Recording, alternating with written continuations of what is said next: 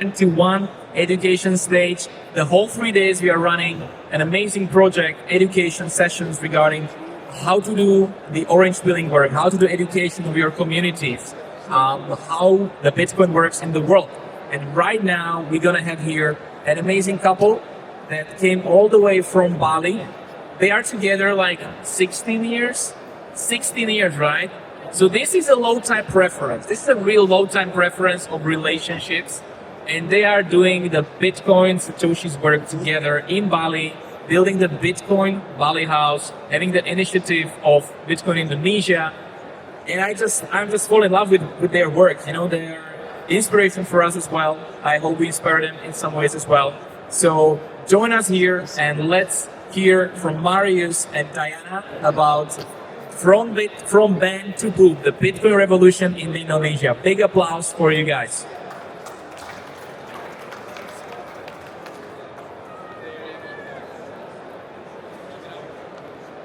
Hello. Yeah, hi everyone. Welcome to our presentation. Guys, you see around you headphones. If you want to have a better sound, you can put them on.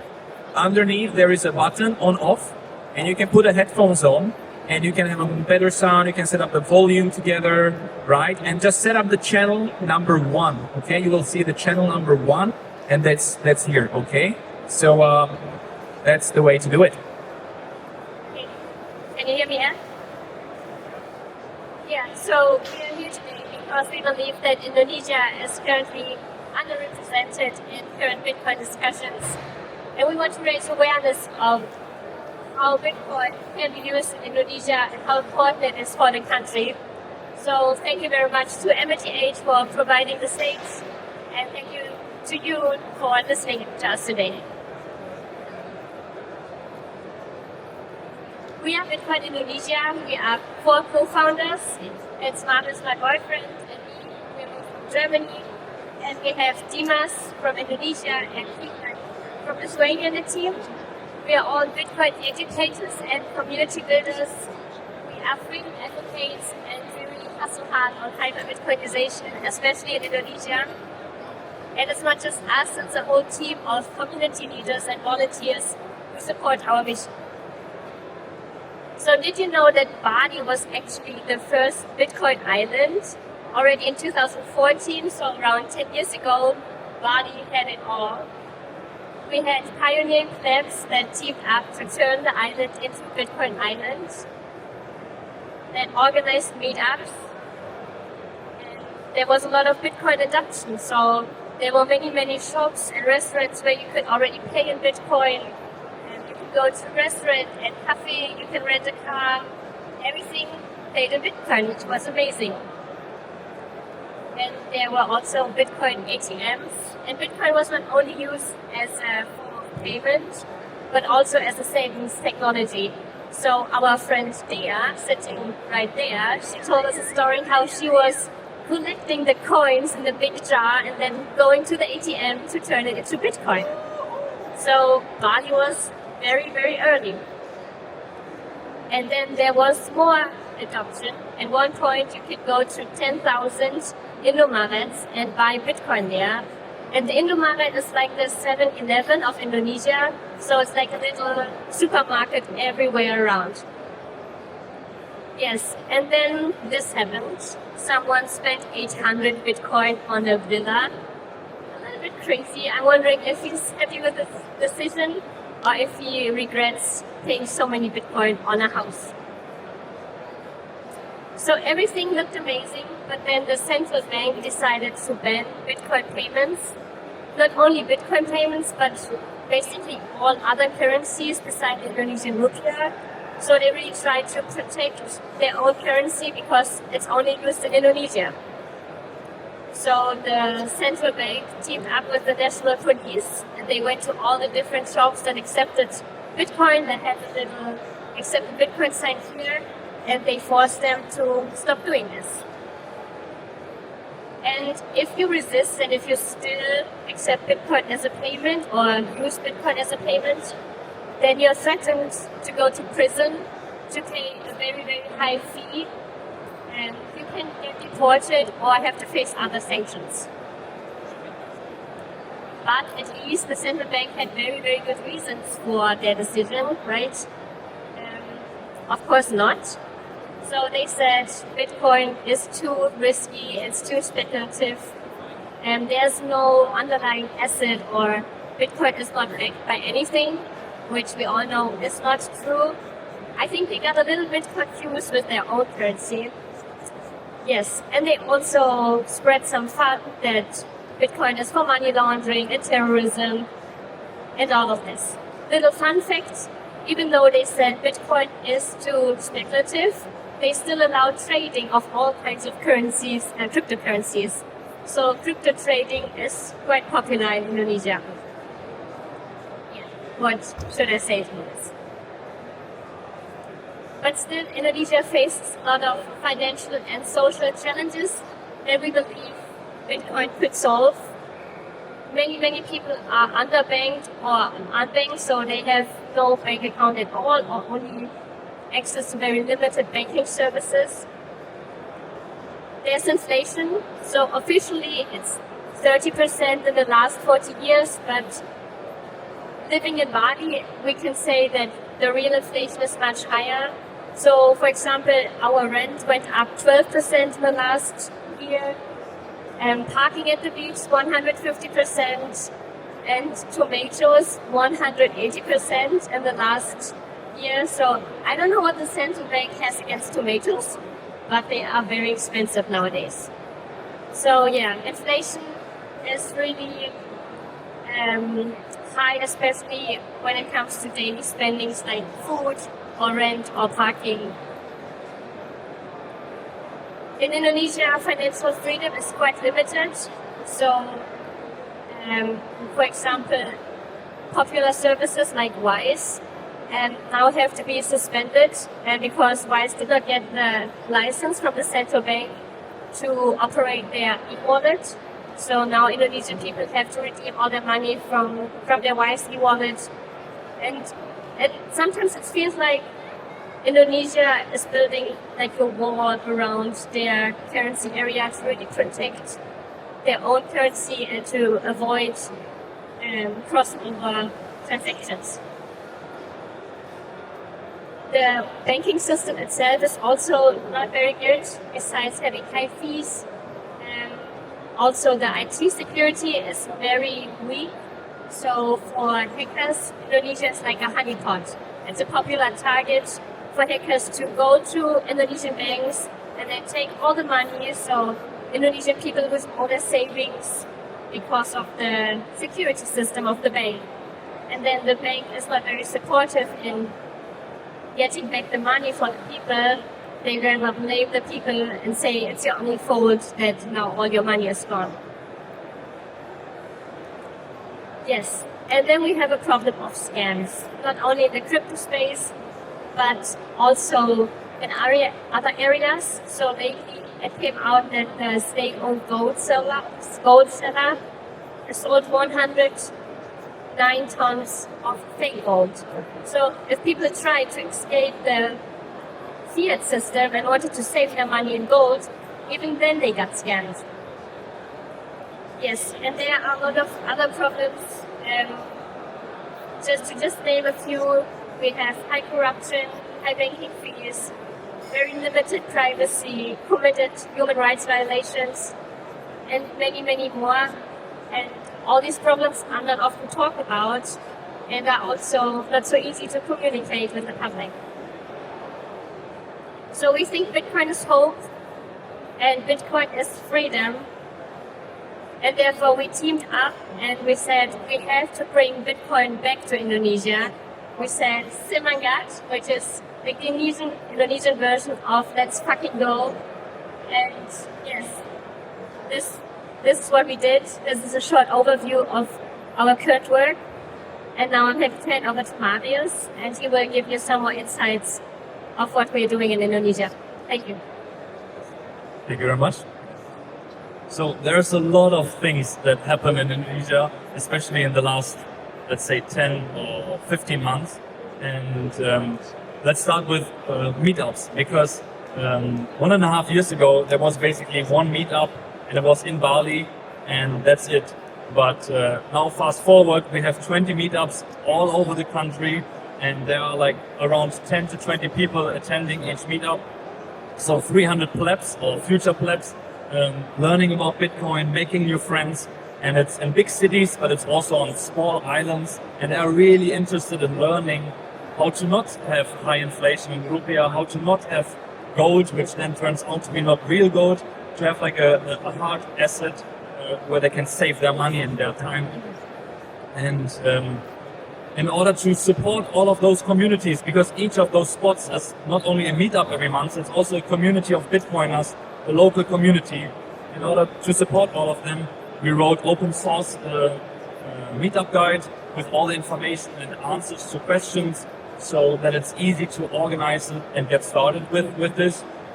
We have local community leaders, and we have a monthly call where we just check and improve how can we make the meetups more engaging and more interesting to all the Bitcoiners.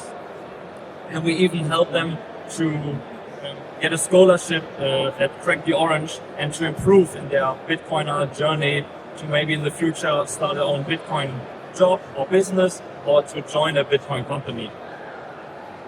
And then we think that Bitcoin information should be free and accessible for everyone, and we try to create as much touch points as possible, and they should be online and also offline.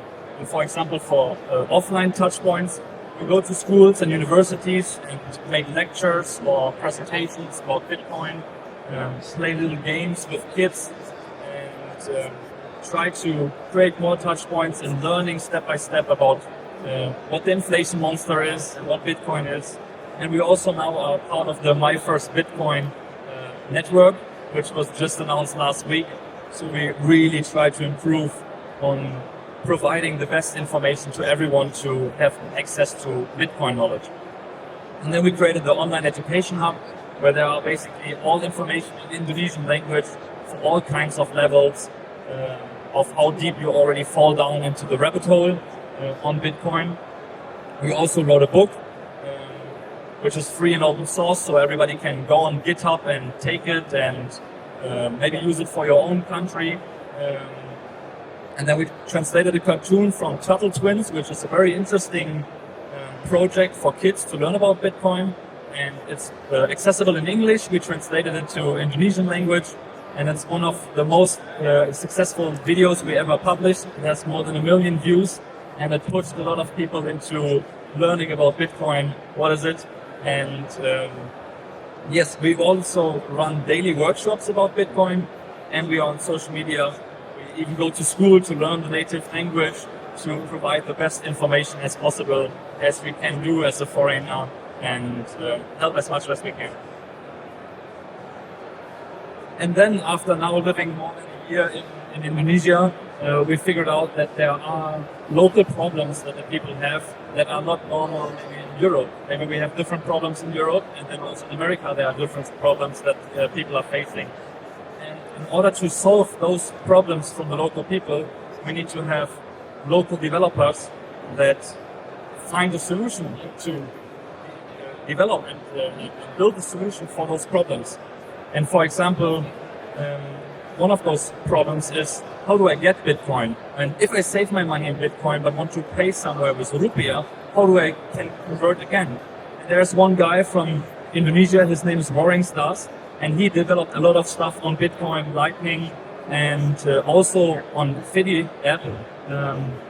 He developed mods and really improved the life of people to easily get access to Bitcoin, and if needed also sell it.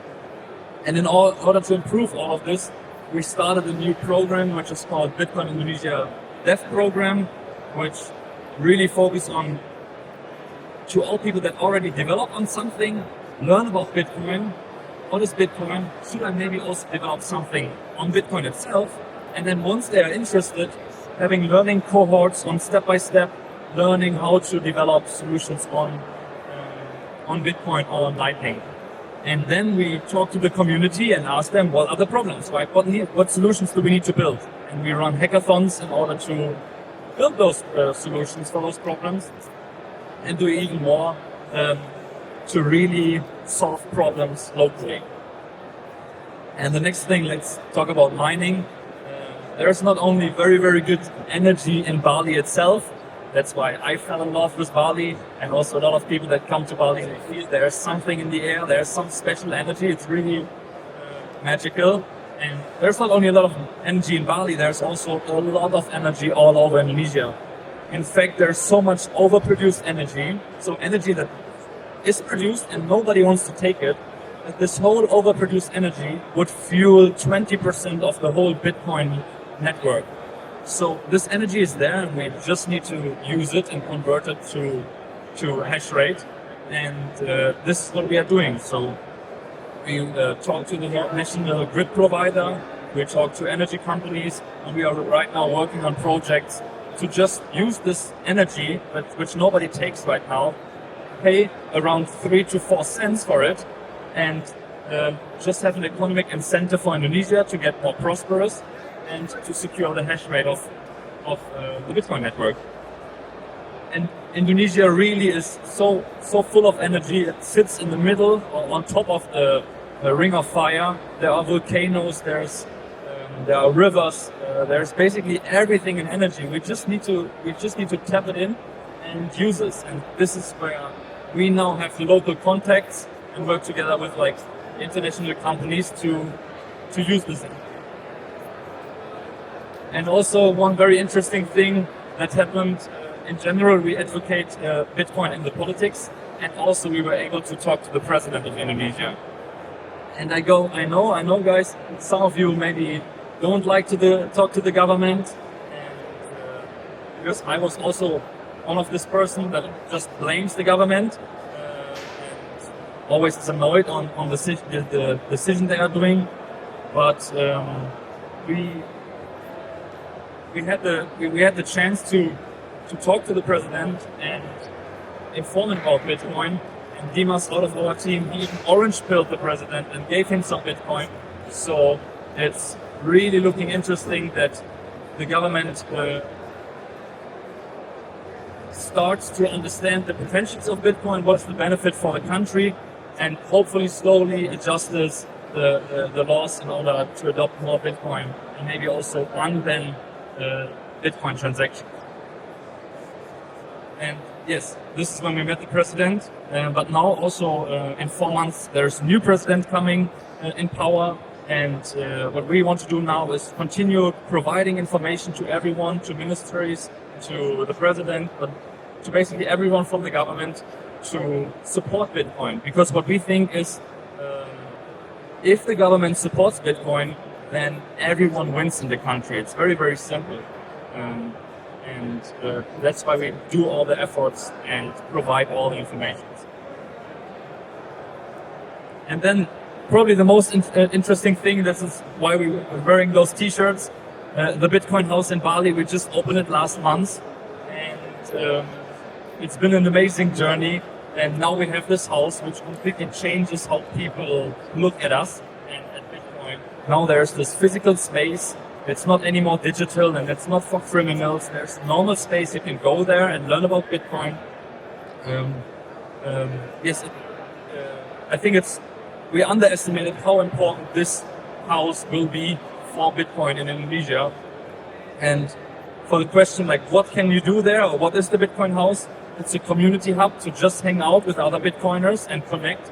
As Bali is really the island for digital nomads, everyone from all over the world just stumbles across the Bitcoin house and says, what is this Bitcoin house? And there are already 5 other guys from 5 other countries. They connect and they talk about Bitcoin, and it's really amazing. So we have the community hub. We also have an education center where there are, from Monday to Friday, every day, workshops on what is Bitcoin, how do I get my first Bitcoin, how do I secure my Bitcoin, and just have hands-on sessions for free that everybody can learn how to start with Bitcoin. And yes, meetups, of course, we have also there every month. And then we have co-working and different research. So there's a space where everybody can just join for free. And if he works on Bitcoin adoption, no matter what project it is, we can work there together and just build a little community that hustles together on different projects inside of the Bitcoin space. And then we are working on the first circular economy in Indonesia, because as Diana said, Bitcoin payments are illegal, but we found a way that we can showcase Bitcoin transactions inside of the Bitcoin house and then also at merchants around the Bitcoin house, which is just the start of hopefully the government seeing, oh, this is really powerful and people want to use it, so we allow more of those transactions. And there's a merchant hardware wallet where people can see maybe the first time a hardware wallet or node, what is this, what is a mining device, and really get hands-on instead of just presentation and just us explaining something. So whenever you guys know somebody or a company that has some kind of hardware devices, just let us know, because we are still missing some crucial instruments like a node or an ASIC machine, even if it's a small demonstration, to just like whatever is interesting for people to learn about Bitcoin and touch it and try it out. And then there's a cafe and restaurant to just live island life and drink coconuts, Bitcoin coconuts of course, or Bitcoin coffee, Bitcoin burgers, and just enjoy living in Bali. All right, that's it. Let's summarize it. So the most important thing that I want to point out, or that we want to point out, is that Indonesia really wants and needs Bitcoin. This is really what we see every day in the country. And we also found out that sometimes you just need to rekindle the fire, and then you are blown and amazed by how this turned out, because it was banned. Nothing happened, or it was really like not so much adoption happened, and then we started again and it blew up. Now there are 20 meetups, and yes, it just feels great to see so many people learning and adopting Bitcoin now. And the last thing is, it was already amazing the past 1-2 years, but it's going to be a wild ride from now on, so definitely stay tuned. And one last thing, Indonesia is really amazing. We fell in love with this country and with Bali. So if you want, definitely visit us there. Yes, thank you.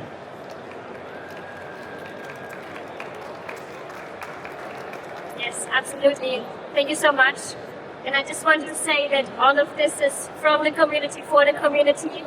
So feel free to join our journey, to connect with us, to use all our resources from GitHub.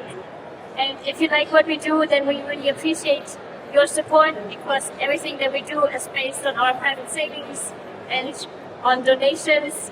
So there's a code you can scan and you can capture our Geyser fund. I just want to say thank you from the whole team for how we say in Indonesia. We say terima kasih, terima to receive, kasih to give.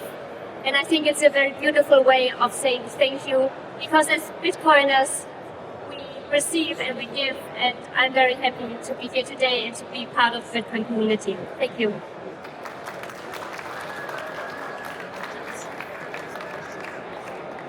If you have any questions. Any questions, guys? If you should pitch Indonesia and Bitcoin in 3 things, 3 words, what would you say? If you should pitch Indonesia in 3 things,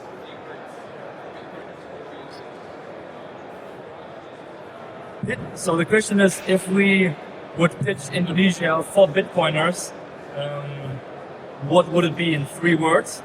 Or 3 things? Do you want to start?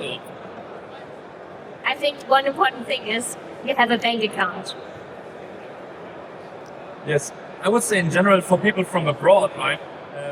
Bali is since 100 years or something the place for people to just go there and enjoy life and find again to yourself maybe, or like surfers having a great time, people that are into yoga and meditation having a great time there and finding what they are doing. And I think everybody should just visit Bali, and then there's Bali magic, and it just happens. We fell in love with it, and Bitcoin just helps to improve everything. It helps for the surfers, it helps for the local people. Yes. So it's only 2 things, but Questions?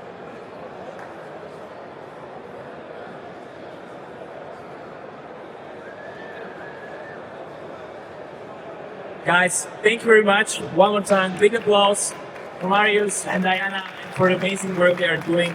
I'm super looking forward to visit Bali and just surf with you guys on the Bitcoin surfboard and just see the house. Thank you so much. Thank you.